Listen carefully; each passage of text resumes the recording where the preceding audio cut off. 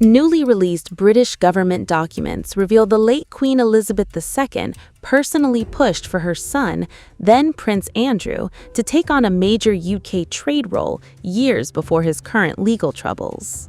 Previously sealed documents have revealed that Queen Elizabeth II was personally very keen for Andrew Mountbatten-Windsor to take on a high-profile role promoting Britain's national interests abroad.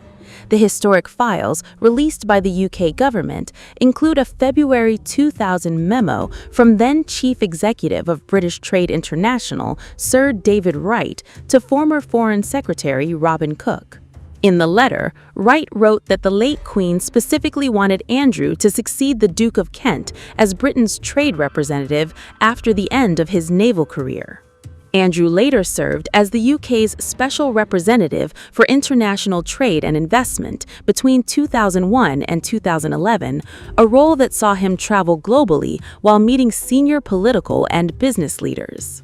The newly released documents have resurfaced at a particularly controversial moment for the disgraced royal. Andrew was arrested in February on suspicion of misconduct in public office and later released under investigation. The former Duke of York has repeatedly denied any wrongdoing. The UK government said it could find no evidence that formal due diligence or security vetting was carried out before his appointment. The documents were made public after an opposition party used a rare parliamentary mechanism demanding the release of files connected to Andrew's trade envoy appointment. According to the memo, palace officials believed no other royal family member was available to replace the Duke of Kent in the position at the time. The role ultimately gave Andrew significant international access and influence for more than a decade before his public downfall over ties linked to convicted sex offender Jeffrey Epstein and other mounting controversies. This comes after British lawmakers forced the government to release confidential files linked to Andrew's time as trade envoy. At the heart of the stunning escalation were explosive allegations that the disgraced royal shared sensitive government information with Epstein. In a rare and dramatic move, UK lawmakers approved the motion demanding the publication of secret government documents tied to Andrew's official role. The debate inside Parliament was nothing short of scathing. Politicians across party lines accused the former prince of putting personal relationships above national duty, specifically his controversial ties to Epstein. Mr. Speaker, let me be clear from the outset, we support this motion today. Frankly, it is the least we owe the victims of the horrific abuse that was perpetrated by Jeffrey Epstein and others. The abuse that was enabled, aided and abetted by a very extensive group of arrogant, entitled and often very wealthy individuals in this country and elsewhere. It's not just the people who participated in the abuse, it's the many, many more who turned a blind eye out of greed, familiarity or deference. To my mind, they too were complicit, just as complicit, and I welcome the reckoning that is coming to them now. I doubt there is anyone in this House who is not shocked and appalled by the recent allegations. Colleagues and many civil servants have told me their own stories of their interactions with Mr. Mountbatten-Windsor, and they all betray the same pattern.